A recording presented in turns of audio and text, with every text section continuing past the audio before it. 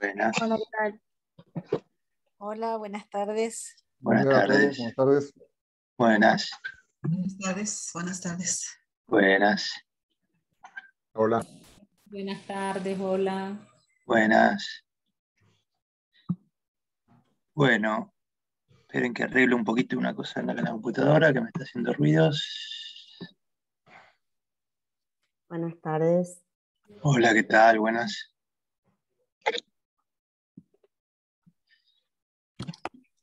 Bueno, bienvenidos y bienvenidas acá a esta simplemente conversación sobre este Mundial de Escritura o la Liliana. Mundial de Escritura, en realidad es el Mundial de Escritura, solamente nosotros decimos que es la 7ª edición, ya se hicieron 6, y este es el Mundial de Traducción, la variante para, bueno, para la redundancia, para variar un poco, para jugar un poco con el lenguaje y para mostrar esta práctica de la traducción que es central para el hecho literario, es un acto muy íntimo de lectura y de escritura, y parte básicamente de un ejercicio que yo siempre di mucho en mis talleres, que era el de ponerse a traducir, a ver qué pasaba, ¿no? Y creo que es un gran aprendizaje, porque me parece que, bueno, la intimidad en la relación con la lengua es lo propio de aquel que escribe, ¿no? Así que bueno, yo en parte voy a responder preguntas, principalmente,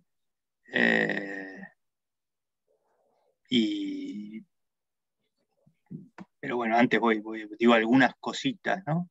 Porque está esta inquietud por ahí respecto bueno, qué es traducir, ¿no? Y qué es lo que tienen que hacer y qué es lo que se va a considerar en que al fin y al cabo es un concurso, ¿no?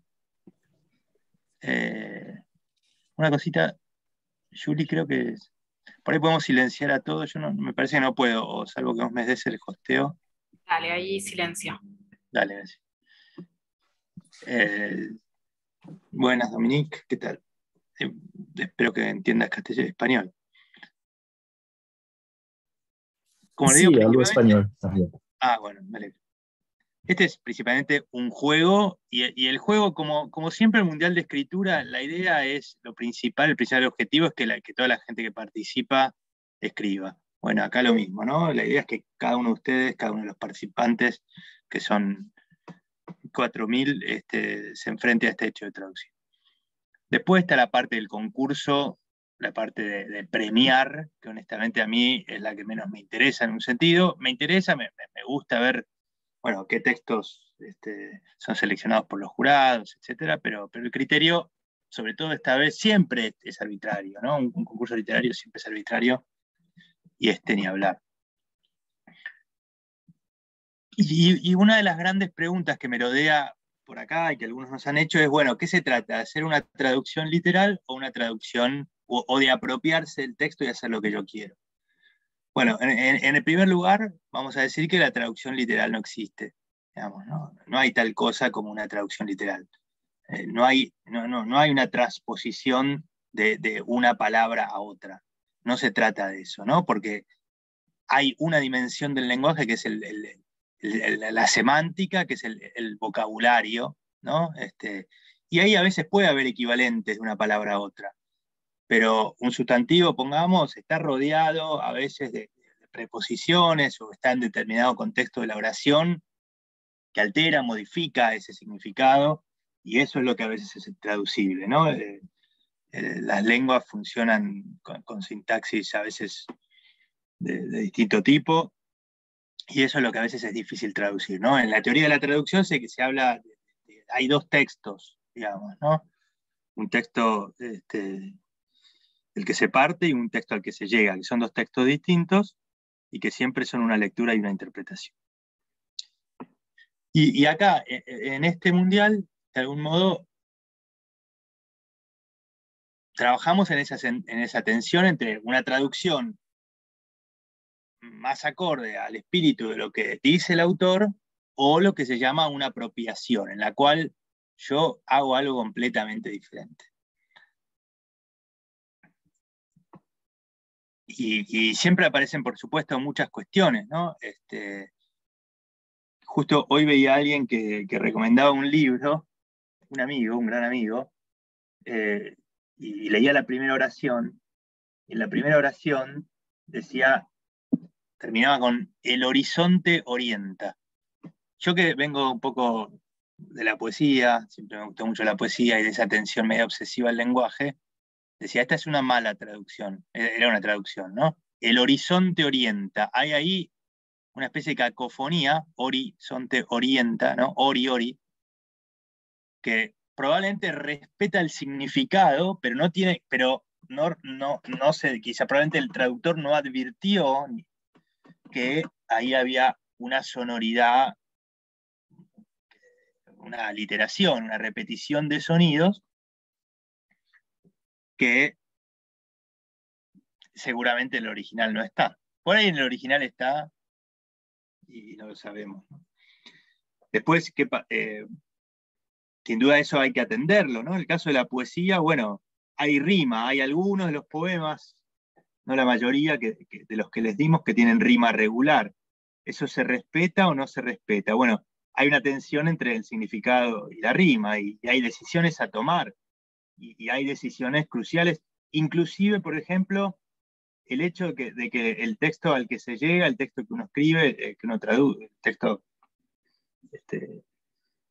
final, sea en verso o no, por ejemplo, ¿no? No pueden traducir. De hecho, por ejemplo, yo ahora estoy dando un curso de tragedia griega y distintas traducciones eligen respetar el hecho de que el texto es en verso, la tragedia griega original, o no. Algunos traducen en prosa. Los que traducen en prosa probablemente dicen, bueno, yo no puedo respetar la métrica jónica, la métrica utilizada por los trágicos, ¿no? Entonces, bueno, me olvido de algún modo de eso, intento reponer el espíritu del texto de otra manera. ¿Qué pasa con los localismos, con las expresiones coloquiales, ¿no? Uno repone algo, repone una expresión coloquial con un coloquialismo de su lugar, de su dialecto, porque acá hay otra cuestión, ¿no? Que es que, bueno, en general en el Mundial la mayoría son argentinos, pero esta vez, una vez más, de los participantes hay de 50 países, la mayoría hispanohablantes, no todos, y ahí la pregunta es,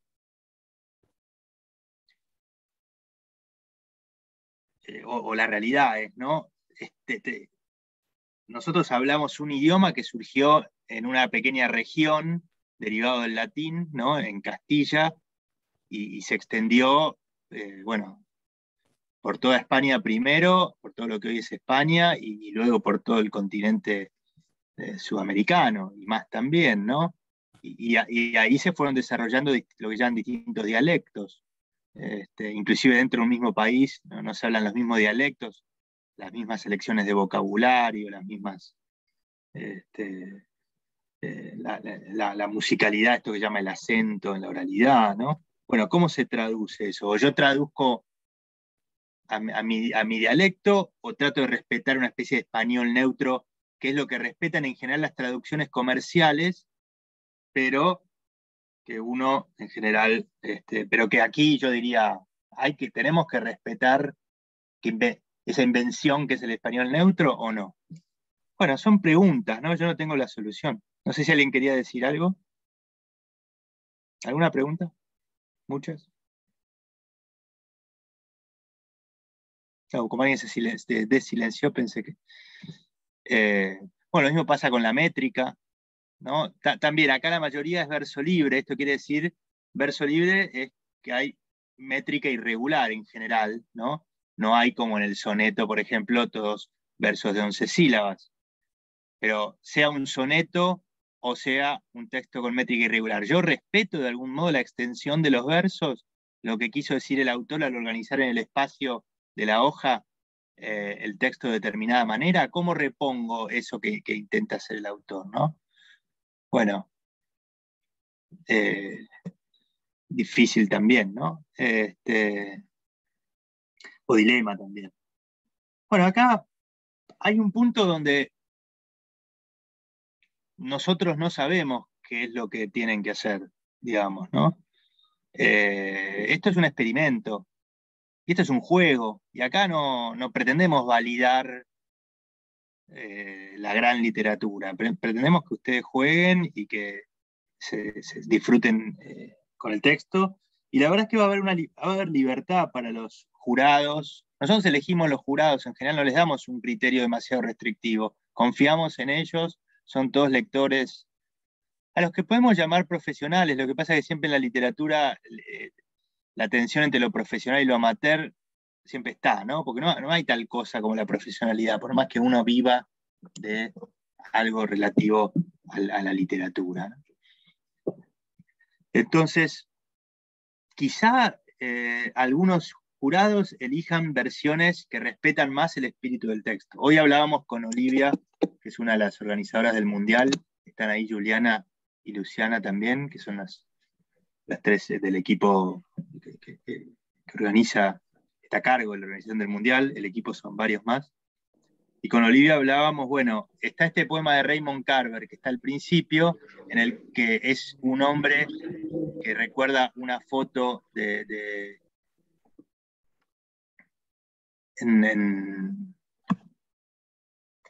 con su padre, y está en la cocina húmeda, y bueno, al fondo el poema habla del alcoholismo del padre y también de su propio alcoholismo. Y nos decíamos, bueno, a ver, busco el poema, ¿no? Perdón que lo busco acá.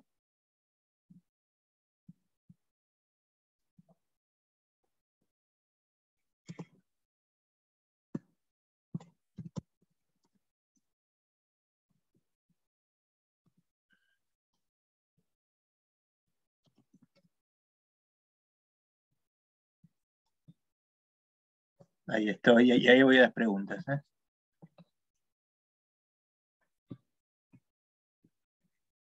El primer poema que tiene es un poema de Raymond Carver, ¿no? Que ahora... Photograph of my... Perdón mi inglés, que no tengo una gran pronunciación. Photograph of my father in his 22nd year, de Raymond Carver. October, no voy a leerlo todo, ¿no? Pero October, here in this dank, unfamiliar kitchen, I study my father's embarrassed young man's face, ¿no? Por empezar, yo no me acuerdo lo que es dank. ¿Qué es dank? ¿Alguien sabe?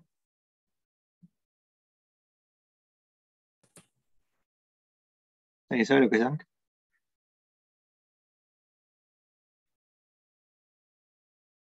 ¿Alguien sabe? Bueno, buscamos en el diccionario. El mejor diccionario para mí es el Word Reference de los Online. Perdón, Sí, frío y húmedo, ¿no? Sí. Claro, es una cara como medio desagradable, medio fría. No hay un... En este caso no Sí. se refiere a la cara, sino a la cocina, ¿no? Exacto, bueno, la cocina, perdón. Entonces, la traducción más o menos literal sería octubre. Acá en la cocina extraña, ¿cómo traduzco unfamiliar? ¿No? No familiar, no tenemos esa expresión exacta. Extraña, bueno, lo mismo dank. Aparte, fíjense, dank, ¿no? Una típica palabra en inglés tan corta y de una sonoridad más como fuerte. Y nosotros, si vamos al diccionario, tenemos que traducir como frío y húmedo. Entonces, ¿qué traducimos? Octubre, acá en esta cocina húmeda, fría y húmeda, y poco familiar y extraña. Bueno, ¿qué hacemos? Estudio la cara o el rostro. ¿Cómo traducimos face? De mi padre, y ahí tenemos embarrassed también, ¿no? Por ejemplo, que el diccionario dice Avergonzado sería. Y avergonzado, sí. Pero puede haber algún otro significado, me parece, de esa expresión, ¿no? También puede ser incómodo, inquieto. Claro, bueno, ahí están las variantes, ¿no? Bueno, ¿qué hago con eso? ¿No? Y a su vez, lo que hoy hablábamos con Olivia, no voy a seguir traduciendo esto, ¿no? Pero digo, uno puede hacer eso y discutíamos, y puede, pregunta, ahí está Olivia, puede decir marzo, estoy jugando en la plaza al fútbol y mi padre mira desde el costado. Obviamente ya deja de ser una traducción, digamos. Es un texto que quizá tiene como tema al padre. ¿Vale en este mundial? Sí, en este mundial vale todo, digamos, ¿no? ¿Qué van a evaluar los jurados? No lo sé. Vamos a verlo. Lo que sí seguro que van a evaluar es que el texto en sí sea poético, por ejemplo, o tenga esa magia inefable que tiene que ver con lo poético, ¿no? Les doy algunos, bueno, vamos a las preguntas que había un par. Ana, Catalina, ¿habías levantado la mano? Está bueno lo de levantar la mano. Sí, Ana, ¿cómo estás? Estoy tratando de prender la cámara, pero se me Sí, trabó ahí esto. te vemos, ahí te vemos.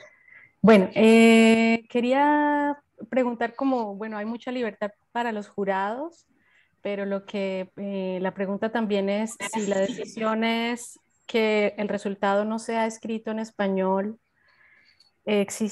porque parece que todos los jurados son hispanohablantes, ¿cierto? Entonces, de alguna manera, si se traduce a una lengua distinta al español, parece que fueran a quedar en desventaja. Buena pregunta. ¿Qué dicen Luciana, Olivia y Juliana? Vale, ¿no? En otra. Sí, se puede. De hecho, en el mundial de escritura, en general, digamos, también el 95% de los textos son en español o más, pero hay textos en portugués, hay textos en inglés y se leen, se los damos a jurados que manejen esa lengua, digamos. Así que no necesariamente es una desventaja, podría funcionar. Entonces, entre los jurados, digamos, las lenguas que escogieron ustedes para darnos un grupo de poemas, ¿también los jurados manejan esas lenguas o simplemente es por la libertad del resultado que no importa? Si es al japonés, vamos a buscar un jurado que entienda japonés, probablemente va a ser lo más difícil, pero el francés, al inglés, sí, vamos. Elegimos las lenguas porque, bueno, desde América Latina son las más familiares dentro de las que hay. Pero sí, creo que alentamos mucho la experimentación, hasta puede ser un lenguaje inventado también, ¿por qué no? Dale, gracias. Gracias, Ana Catalina. Miriam. Sí, buenas tardes, ¿qué tal? Buenas tardes. Preguntándote fuera del mundial, que era lo que decías, con respecto a apropiarse del texto del autor, ¿no? ¿Hasta qué punto yo puedo reversionar y hacer propio el texto cuando no es mío?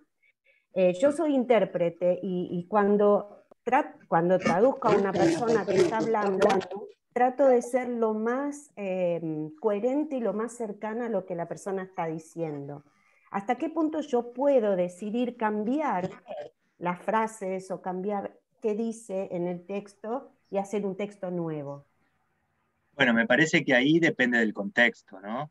Obviamente en contextos profesionales, como el que decís de una interpretación o también de una traducción corporativa, legal, técnica, etcétera, se trata de respetar, sí, mucho más literalmente, no literalmente, bueno, vos sabés mejor que yo que no hay traducción literal, digamos, ¿no? Pero sí reponer el espíritu de lo que está diciendo el que habla o el autor. Ahora bien, en la literatura, bueno, yo creo que hay libertad total. Te respondo con algunos ejemplos. Va uno de Anne Carson. Es un ejemplo en realidad en inglés que traduce un texto de Sófocles, Antígona, nada más y nada menos, al inglés, ¿no? Y les muestro un poquito, aunque no sepa, bueno, servirá más para quienes saben algo de inglés, pero con un poquito se va a entender. ¿No? Primero tiene una especie de prólogo que es la tarea del traductor de Antígona, ¿no? O de la traductora de Antígona. Querida Antígona, tu nombre en griego significa algo así como contra el nacimiento o en lugar de haber nacido. ¿Qué hay en lugar de haber nacido? No es que queremos entenderlo todo o siquiera entender algo, queremos entender algo más. Bueno, y sigue, ¿no? Hay como un prólogo ya, ustedes fíjense, muy particular en verso. Esto Anne Carson lo hace mucho. Anne Carson es una especialista en griego antiguo, y una poeta enorme. Y fíjense, bueno, esto es todo el prólogo, y fíjense lo que hace después con... Este es un texto escrito por un hombre hace 2500 años, ¿no? Acá está los personajes, ¿no? Empieza la obra, como esto respeta el texto, es la convención habitual. Y acá empiezan, como en la primera escena de Antígona e Ismene, dice, Antígona, empezamos en la oscuridad y el nacimiento es nuestra muerte. Ismene, ¿quién dijo eso? Antígona, Hegel. Ismene, suena más a Beckett. Antígona, Beckett estaba parafraseando a Hegel. Ismene, no lo creo. Antígona, quien quiera que seamos, hermana, desde que nacimos, a partir de los males que hizo Edipo, etc., ¿no? Si ustedes se fijan, Antígona, obviamente, en el original nos cita a Hegel. Claro. Acá en el principio de una traducción más convencional de Antígona, dice, tú, Ismena, mi querida hermana, que conmigo comparte las aventuras que Edipo nos legó, ¿no? Ahí sí es esta misma, respeta más o menos esta intervención. Pero antes había incluido todo esto, ¿no? Perdón, esto. Había citas a Hegel y a Beckett totalmente anacrónicas. Bueno, si Anne Carson, está bien, es Anne Carson, y uno dirá, bueno, una gran poeta puede hacerlo porque sabe, porque conoce profundamente la tragedia griega, etcétera, etcétera. Pero bueno, nosotros que no somos nadie, quizá eso es una libertad que tenemos, ¿no? Entonces, ahí es un poco la respuesta a tu pregunta, Miriam. En este juego, por supuesto que no estamos diciendo que en otro ámbito, claro, ya que no, ¿no?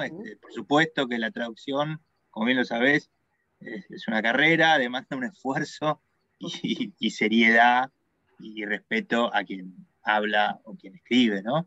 Pero bueno, acá estamos proponiendo algo que puede ser más literal, una traducción más tradicional, si se quiere, mucho más fiel al texto, y también apropiaciones como esta que hace. ¿Qué está haciendo Anne Carson ahí? Anne Carson está dando cuenta de que hoy no podemos leer Antígona sin la historia de cómo fue leído ese texto. Como alguien dijo por ahí, está Freud también, claro. Antígona, aunque no la hayamos leído, la leímos, porque ha sido leída y releída, es justamente lo que se llama un clásico, que conforma casi nuestro modo de mirar el mundo, ¿no? Entonces, ella introduce a Hegel y a Beckett como diciendo, bueno, entre Antígona y nosotros hay mediadores, interpreto yo, ¿no? Así que bueno, esa no sé si me satisface, te satisface. Muchas gracias. Sí, perfecto, gracias. Gracias a vos. Estela. ¿Qué tal? Buenas tardes. Perdón, esto es Zoom, ¿verdad? Me tocan el timbre, estoy solo en mi casa, así que... Pero mientras te escucho, Estela. En realidad es una pregunta técnica. El texto traducido va acompañado de otro texto de unos 500 caracteres, donde podemos recuperar un poco la experiencia de la traducción o completar el sentido. Dígame, por favor. A ver, espera un minuto, Estela, pero tengo que decirle ahí. 22 657 046. Gracias. Sí, el texto, sí. Bueno, va acompañado de este otro texto de los 500 caracteres, que la primera pregunta es si son con o sin espacio. Bueno, eso ahora me lo dirán. y que ese otro texto viene o a completar el sentido o a hablar de nuestra experiencia en esta traducción, por dónde anduvimos o cómo fue. Ahí Luciana dice con espacios, buenísimo, tomo nota.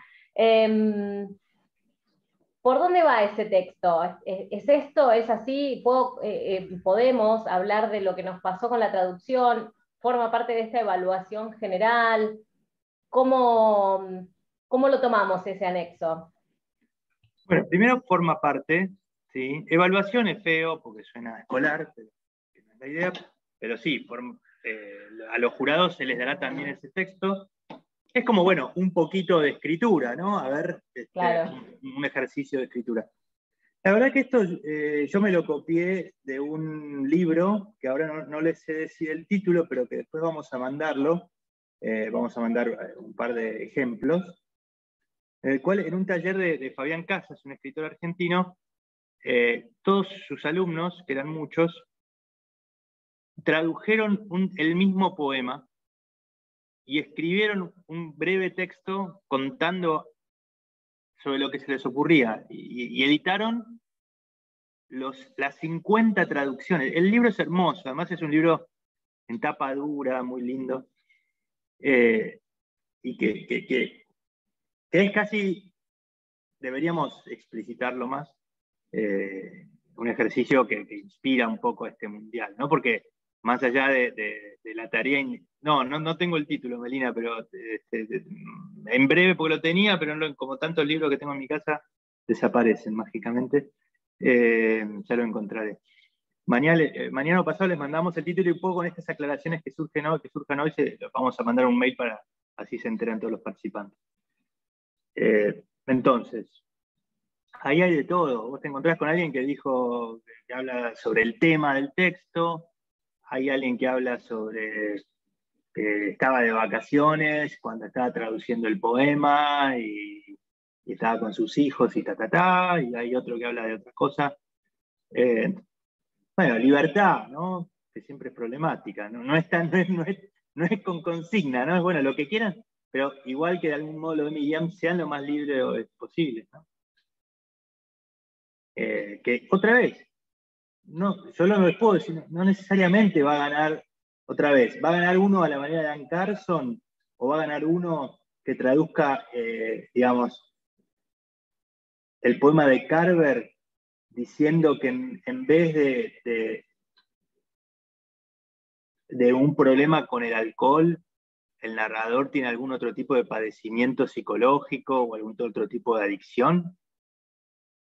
Podría ser, ¿no? Digo, que tome el tema, o que hable de otra relación con el padre, o de la relación con la madre, y que sea una adaptación totalmente libre.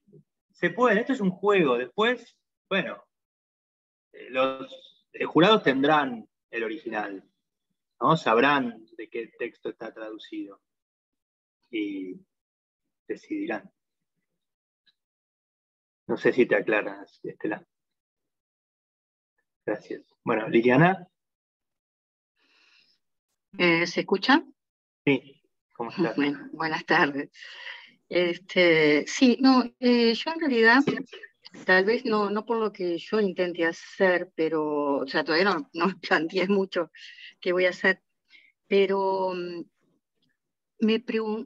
realidad, un poco animada por esto que ustedes dicen de la libertad en este ejercicio, ¿no?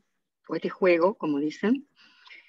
Pensé que los textos en español, que me llamaron la atención, porque estaba pensando desde la uruguayés, o sea, desde la argentinidad, yo qué sé, pensando que teníamos que traducir al español.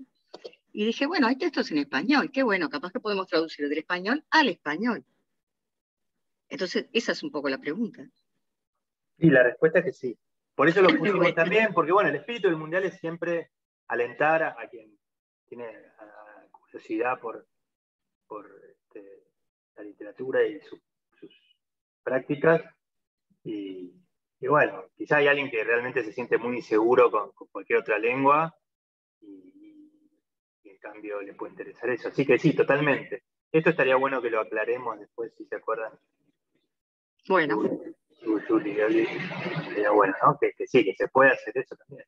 Claro, que sería como versionar directamente, o sea, ¿no? Una cosa así.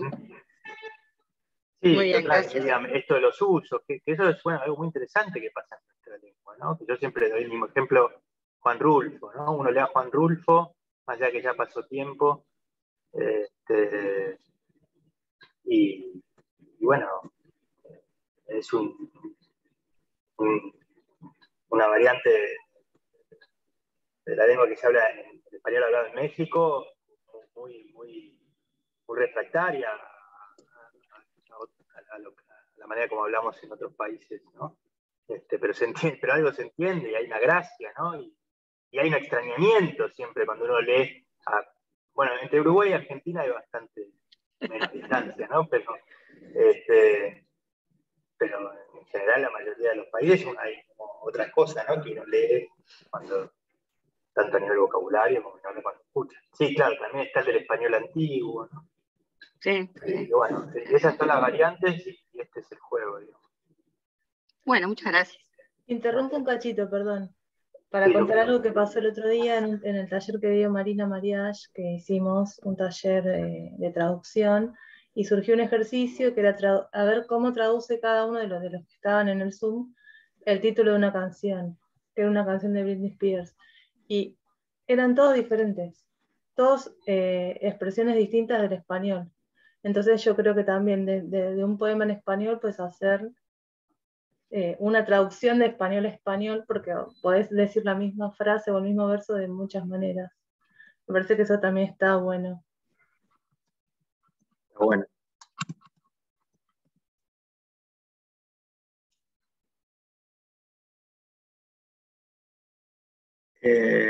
Damián. Hola, buenas tardes. ¿Me escuchan?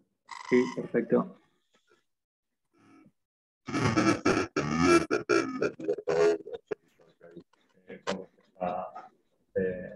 No, ahí no te escuchamos, Damián. Ahí de repente hay como un ruido. A ver. Más o menos. A ver, decí hola. ¿Estás ahí? ¿Ahora mejor? Sí, ahora sí, perfecto. Ok. Bueno, decía que un poco fue respondido en cuanto a la libertad con respecto a esta tarea, pero y algunas personas preguntaron un poco lo mismo. Yo quería saber si se puede hacer un mix de lenguas en la traducción. Por ejemplo, si uno sabe varios idiomas, 3, 4, 5, si hay un límite. Si dentro de un mismo poema se puede hacer usar varias lenguas o si tiene que haber varias versiones a distintas lenguas. Yo, a ver, en mi caso personal, escribo poesía y a veces me surge escribir un pasaje en español, un pasaje en inglés, un pasaje en francés. Si al momento de traducir podría hacer eso, según cómo me surja. Sí, totalmente. Me parece que es como la clave de la experiencia de la lengua, es Babel, ¿no? Y es la contaminación, ¿no? Toda lengua viene de otra, ¿no? Nuestra lengua viene del latín en su origen, con un influjo extraordinario del árabe, ¿no? Donde, que fue dominante en la península hispánica durante 8 siglos, y después tiene tantas influencias y términos que vienen del inglés, del francés primero, del inglés, ¿no? Así que está bueno dar cuenta de algún modo de esta especie de experiencia de la extrañeza y del malentendido que tiene que ver con el lenguaje. ¿Cómo? El árbol de las lenguas, digo. Tal cual. Así que sí. Bueno. Gracias. Bueno, Silvina, que levantaste la mano también.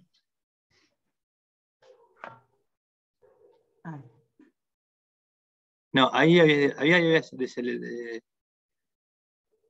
¿Ahí se me escucha? Sí, ahí sí.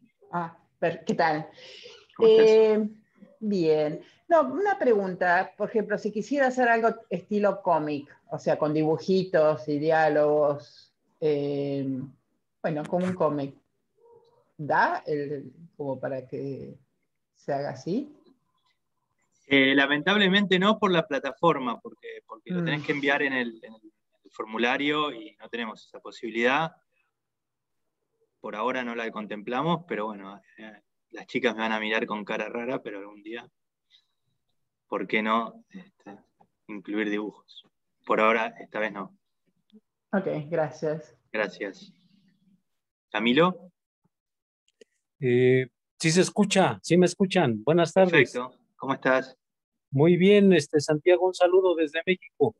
Mira, todavía no entro no he visto los poemas, pero yo entiendo desde la convocatoria que en sí no es una traducción como tal, sino en algún caso cuando no dominas la lengua, imaginarte y de ahí tú poder escribir y hacer alguna traducción por ti mismo, o una creación, vaya, una especie como de parodia pudiera ser. ¿Estoy bien? Sí, no sé si parodia, pero sí, es un juego, ¿no? Y es una invitación también a quien damos por sentado que las 4.000 participantes no son expertos en lenguas. Hay, de hecho, algunos traductores que me han dicho que se han inscrito. Pero bueno, es una invitación a un juego, ¿no? Y quién sabe lo que puede salir, a producir un texto a partir de otro. En esa tensión entre una traducción más fiel al espíritu del texto y una apropiación que introduzca elementos más disruptivos, ¿no? Entonces, dentro de eso incluye un juego en el caso de quien no conoce la lengua y no sabe bien de qué está hablando, ¿no? Sí. Gracias, Santiago. Buena tarde. Gracias, qué bueno que estés ahí, Camilo, en México. Bueno, María Victoria, ¿cómo estás? Hola, ¿qué tal? Buenas noches y gracias por este juego. Gracias. Yo tengo una pregunta. En el poema de Gluck hay otro, de Lasky. ¿Son los dos ahí? ¿Es diálogo entre poemas? Presumo que no. No, creo que ya lo corregimos. Se quedó copiado, quedó mal cargado, pero ya lo corregimos. Ah, son dos diferentes. ¿O el de Gluck o el de Lasky? Es el de Gluck. Ok, gracias. Gracias.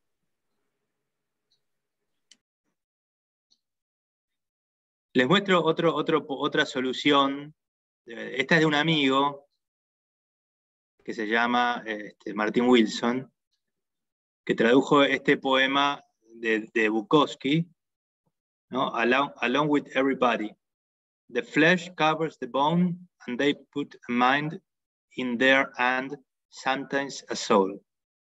And the women break vases against the walls, and then the men drink too much, and nobody finds the one but keep looking, crawling in and out of beds.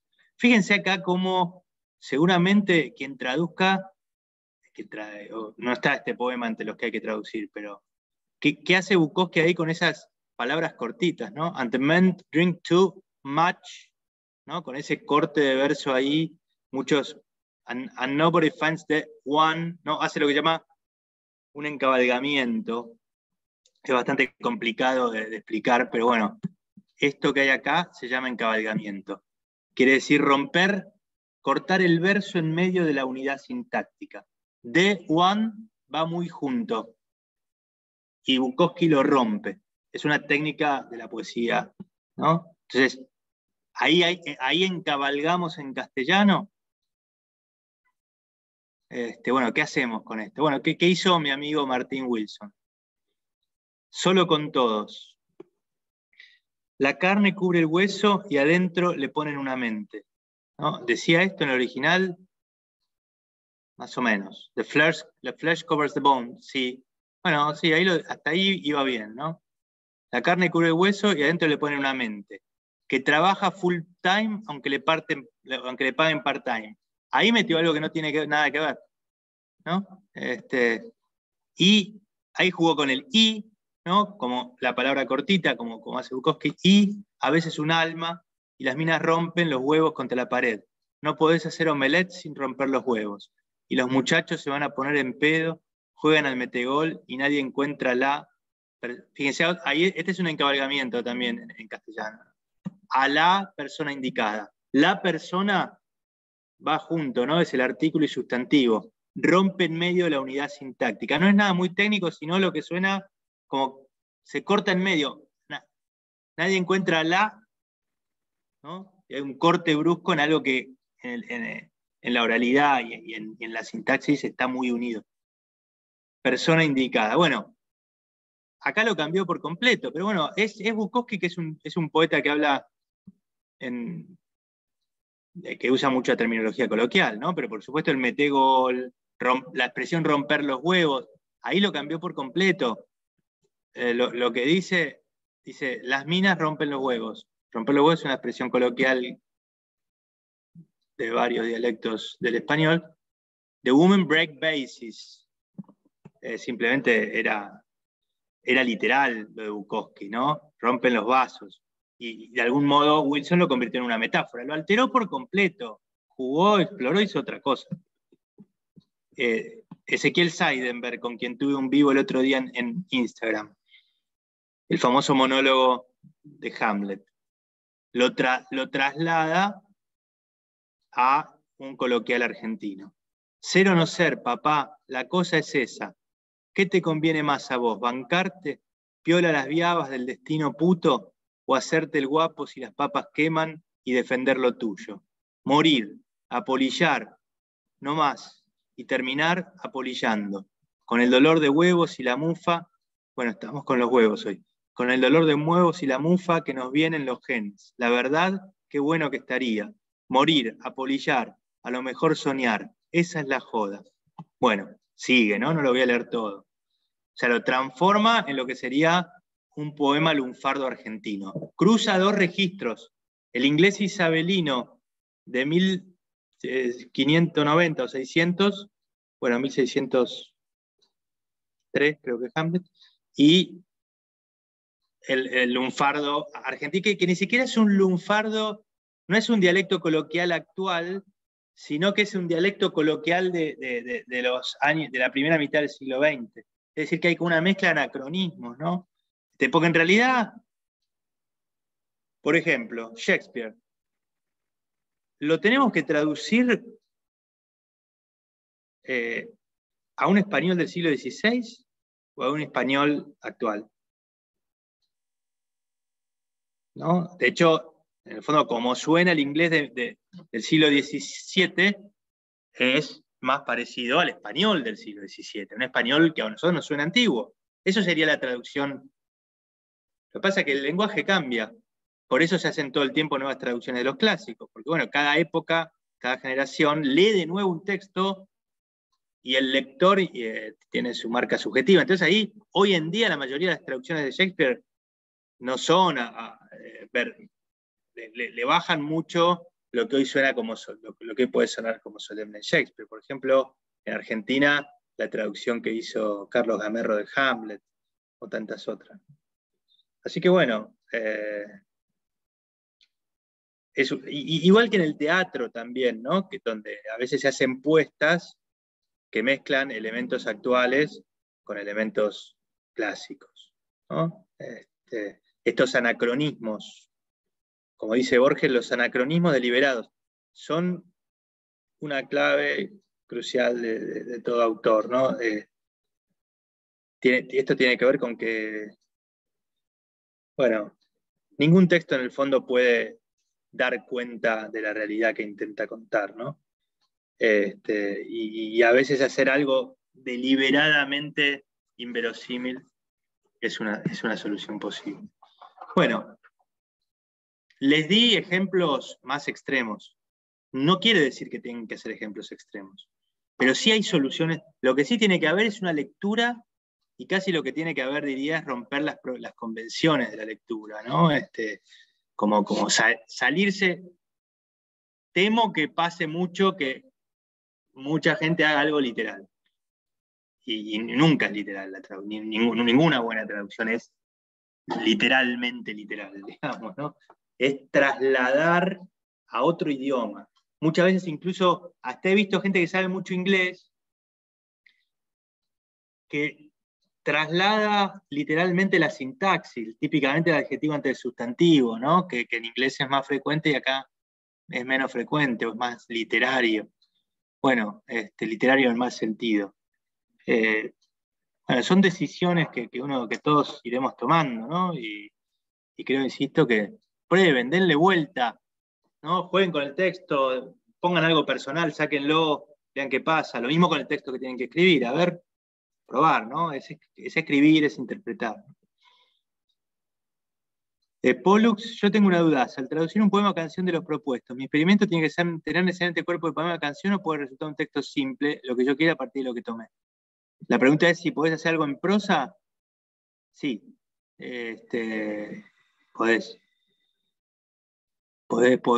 Dije antes, ¿no? Que a veces, de hecho, traducciones bueno, yo ahora estoy con tragedia griega, son en prosa, ¿no? Porque está ni siquiera sabemos cómo sonaba el griego antiguo. Entonces, ¿qué vamos a traducir? Si la poesía con métrica y rima tiene mucho que ver con el sonido, ¿no? Algunos deciden omitir porque es imposible traducir todo. ¿Alguna otra pregunta?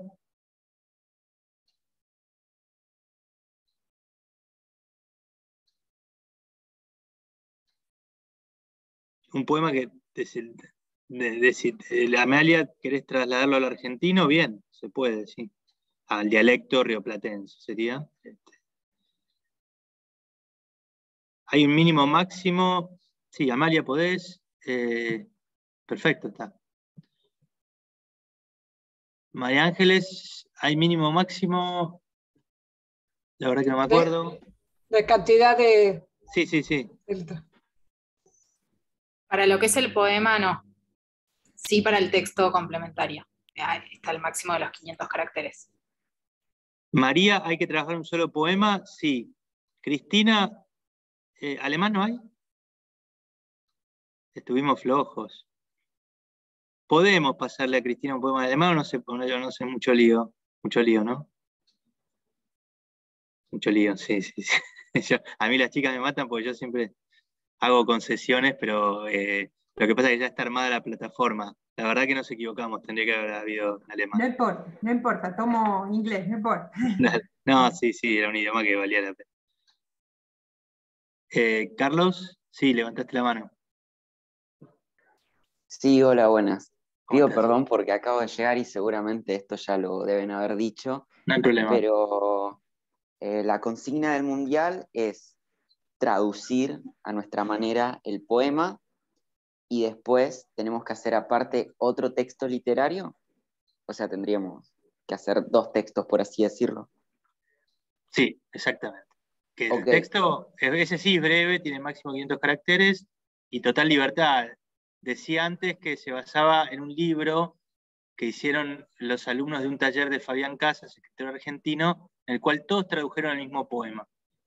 Y se editó el libro, y después cada uno, y había de todo, alguno que hablaba de alguna dificultad con el texto original, y otros que hablaban de que estaban de vacaciones y que tomaban mate y traducían el texto, ¿no? Total libertad ahí, digamos. Bueno, muchas gracias. Bueno, gracias Amalia y Camilo. Valeria, se podría traducir al alemán, ¿por qué no? Sí, Cristina, te esperamos la traducción del alemán. Marcela, ¿el texto complementario es como una explicación del poema? ¿Sí o no? Lo que pasa es que es una explicación, sería la pregunta, ¿no?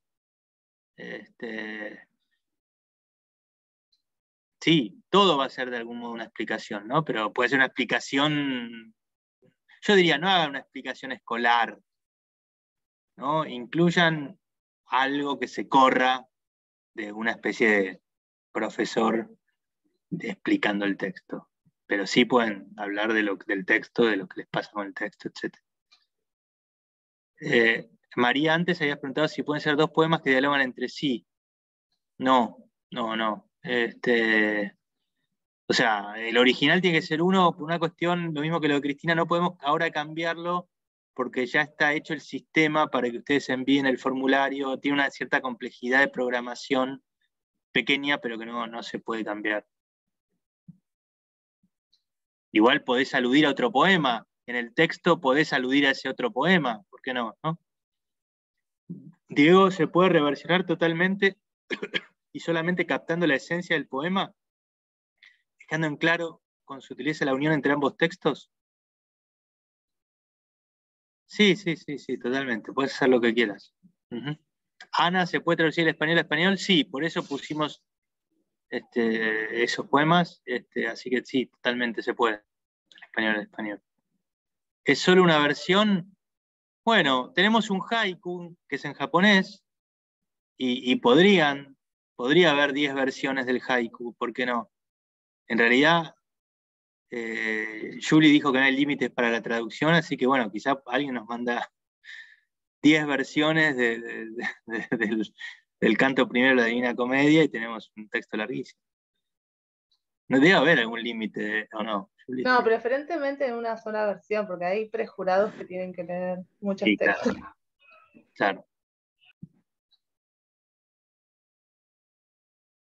Pero sí, pero por ejemplo el haiku, un texto corto, sí se puede. Sí. El haiku, para quien no sepa qué hacer, está lindo, porque después uno puede buscar otras traducciones de ese mismo haiku y ver qué pasa, ¿no? Hay 3 haikus de Bayo, yo ni sé, porque son las chicas. ¿Hay 3 haikus? ¿Son 3? Son Sí. 3. Perfecto. Sí. Ana, un pequeño ejemplo de las 500 palabras. Son 500 caracteres, no 500 palabras. Ojo. Mañana vamos a mandar, voy a buscar este libro que no lo encuentro, pero que alguien me lo pase. Ejemplos de eso para todos ustedes, ¿no? Carolina, es libre, podés hacer 3 haikus, podés hacer 9 también, porque eso no es exigente para los... o podés hacer 1 de cada uno, o 2 de cada uno, o podés hacer uno solo. Es libre, digamos. Perdón, Oli, ¿qué decías? No, que el mail con todas estas cositas y el libro de que está hablando Santi del taller de casas va el miércoles. Va el miércoles. El miércoles va un mail con un poco todos estos detalles y esos ejemplos de los textos de 500 palabras, de 500 caracteres. Haiku, Pollux. Haiku es un poema, un género poético japonés que te recomiendo mucho, que es un poema mínimo de 3 versos, que tiene determinadas características de rima. Si buscas ahí, como estoy escribiendo en el chat, haiku, vas a encontrar, hay 4, sobre todo grandes haikus. 4, grandes autores de haikus. Bueno, hay muchísimos, pero es un género muy lindo, digamos.